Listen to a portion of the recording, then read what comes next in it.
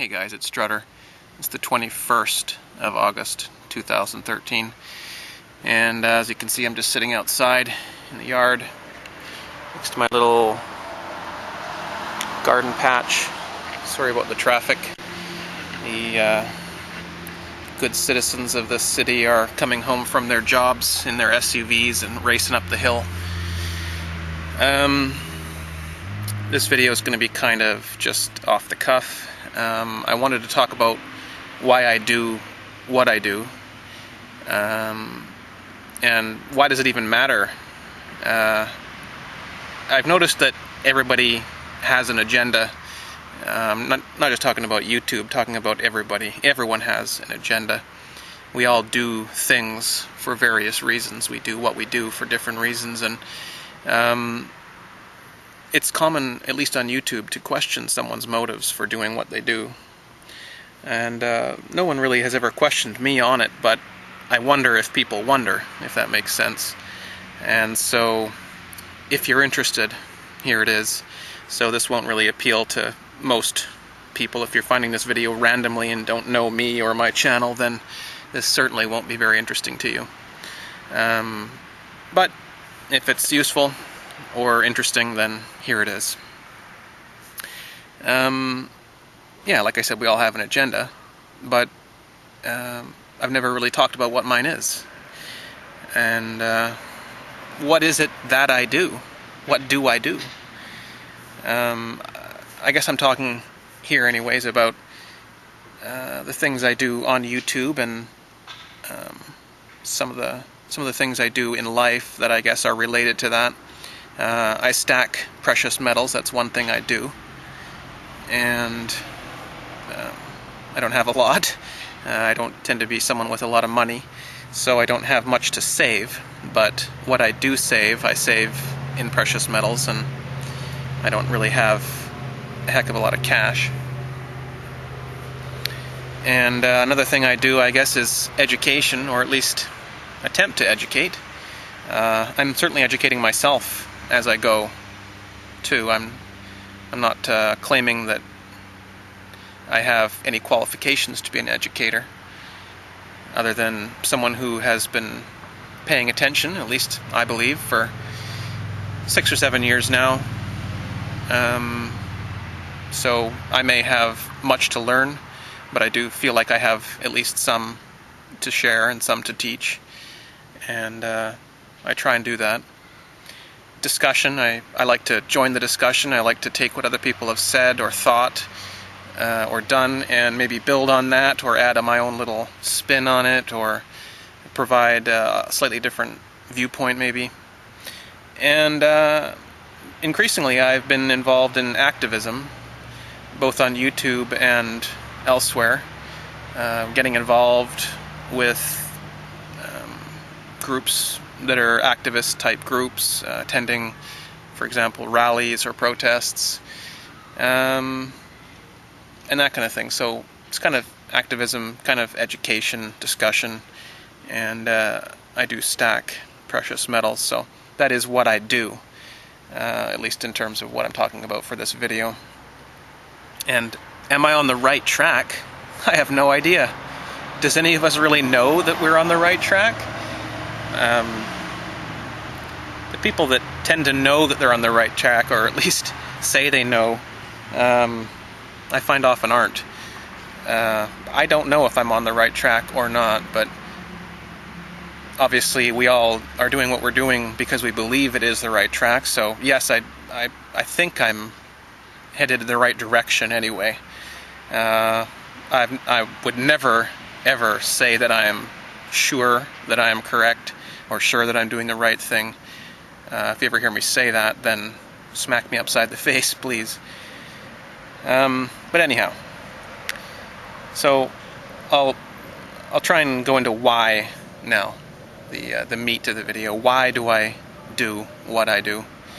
And when I thought about this, I realized that there's really two main reasons, and both of them are purely selfish reasons.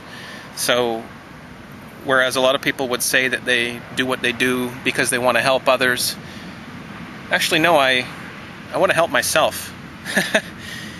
And I admit that.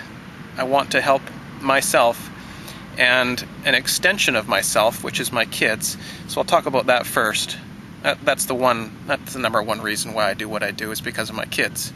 And you may have seen their hands and heard their voices briefly in videos of mine as we did science experiments or examined silver or gold coins and different things and talked about money and currency and value and that kind of stuff on camera. They never knew that they were going to be on YouTube. I've never talked about my YouTube channel with them, but they are why I do what I do. Not just on YouTube, but in my life. My life is for my children. I have two. I don't really talk about them. I don't talk about their sex or gender. I don't talk about their names or any specifics about them, because I believe that their privacy is theirs to give away if they choose to, when they can consent to do that. And I don't believe at their age and their development level that they can truly consent to anything. So I don't take their privacy for them. Their mother is another matter on that, but I won't go into her here. I don't really talk much about the living situation, the arrangements, agreements, and so on and so forth. But I think anyone who knows me knows how much I love my kids. And yeah, if you're a parent, you may know what I'm talking about. My life is for them. And they know that I would step in front of a bullet for them. I've told them that. I absolutely would. And I'm not just talking a bullet, it could be anything. I may step in between them and, well, something. Some force that wants to harm them. And I may die for it. And that's okay with me. I don't want to die. I'd rather live. I feel like I can do more things when I'm alive than when I'm dead, but if I have to die to protect my children, I wouldn't hesitate. I was a sheep when I had my kids. This is some years ago. I'm not going to give their ages, but they're still in elementary school anyway. And I was a sheep. I didn't know what I was doing. I was basically a product of my parents at that point. I was sheltered, religious, just an everyday schmo, a nobody. I guess I still am a nobody, but I really grew up when I had kids, and I started to think about what I'd done. It's a little late at that point, isn't it? But unfortunately, that's what really knocked me out of where I was and said, I'd better maybe just have a little bit of a look at what I've done here. I've created two people, and two people that I love, and as I started to notice that they were actually human beings and not just crying lumps in a basket, I started to really look at the world and try and learn about it. So I started to gain some understanding of the world. Of course, you can study the world and society and culture and that forever and not understand it, but I at least had more understanding than before. And now, since that point, I've realized I have to seek a better future for them, because it's not what I thought it was, and more so, it's actually quite bad and potentially getting worse. It is getting worse. Their future prospects are not what they were when they were born. I remember being a kid and having my mom tell me, you could have anything. You could be prime minister. You could rule the world. You could be rich. You could be famous. You're healthy. You're young. You're a Canadian. You've got everything ahead of you. And I believed her then. And I've never told my kids that, because I don't know if that's true. And I feel like I need to seek a better world for my kids, because they are really all I have. And I am really all they have. No one else, and I do mean no one, is really looking out for them in terms of the type of world, the type of society, the type of government structure we have. No one else in their lives cares about that, except for me. So it falls on my shoulders to do that. And I accept that responsibility. I will seek a better world for my kids. And I am. I try and show through example to my kids, like stacking precious metals. I think if I'm stacking precious metals and I'm teaching them why, and teaching them that it is meaningful and why it's meaningful, that will improve their lives and improve their understanding. We're in a society that's very focused on money, extremely focused on money. And I don't think I can change that, but maybe I can change how they understand money and value, and perhaps how they store their value. I hope they will choose to store some of it in metal, and they have done so. In fact, my youngest asked me fairly recently, "Can you get me some more silver if I have saved up enough from my allowance?" He didn't see it, but there was a tear in my eye for sure. Because he came to that understanding on his own. They're great guys. Maybe someday you'll meet them. But my stack is going to go to them when I don't need it anymore. And I see my stack as a savings, but sometimes it has to be spent. That's what money's for. Money's not just for hoarding.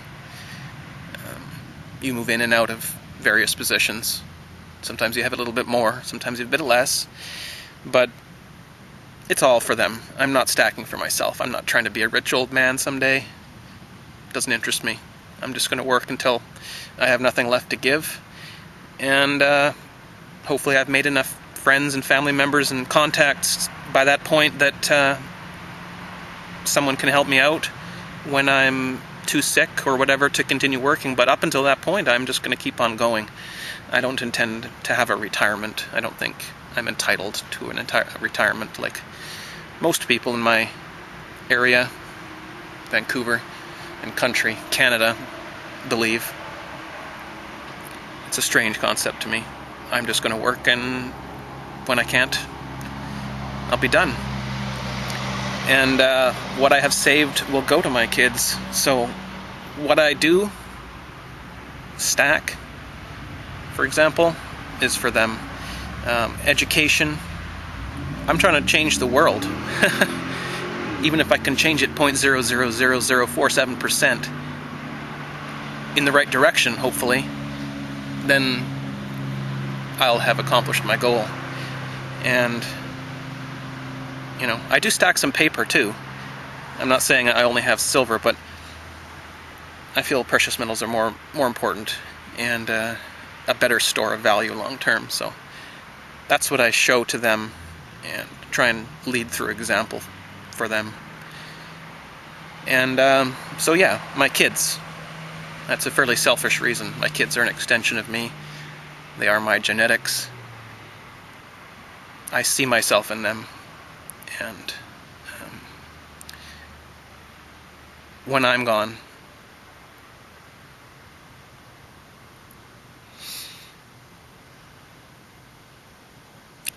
I hope that they will carry on some of my traditions. At least the ones that make sense.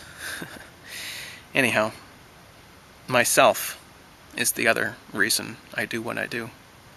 As I know that karma doesn't exist. It's a magical concept. It's a nice concept, but we made it up. It's not real.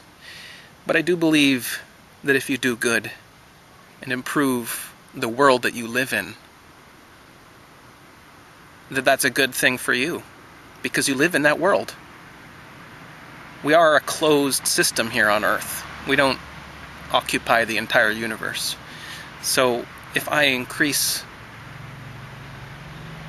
value on that planet, then I'm increasing value in my own environment. I'm making things better for myself. And that's all I'm trying to do. I'm just trying to make things better for myself and for the extensions of myself, my kids. So I'm selfish. I admit that. And I think if we all did even just a few hours of education, activism, engaging in discussion per week, it would change the world. If everyone, not just everyone watching this video, 800 people or whatever it's going to be, but if everyone did something to change the world for the better every week, it would change. In fact, we could change the world tonight. If somehow we could get a message to everyone and get everyone to agree, we could change the world. And it's that defeatist attitude where, what are you even trying for? What can you do? Who are you anyway? What degree do you have to be speaking here? My degree has nothing to do with this channel. And it doesn't help me in this channel directly. I don't care.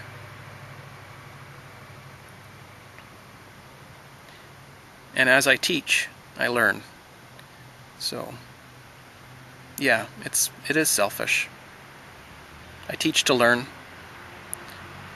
I discuss in order to have a voice. I stack for my kids, which is technically myself. And my activism is only so that I can change the world, at least to some degree, in the right direction, ultimately for myself. So, I don't know if that gives you any better understanding of where I'm coming from, why I do what I do, and maybe it doesn't matter. Who cares? Right? It's just YouTube videos. Take it or leave it. But now you can see why I won't stop. I'll never stop until things are satisfactory to me. And they're very, very, very far away from satisfactory right now to me. And I won't give up because I owe it to my kids. Someday they might watch this video, I don't know. And if they do, hey guys, love you.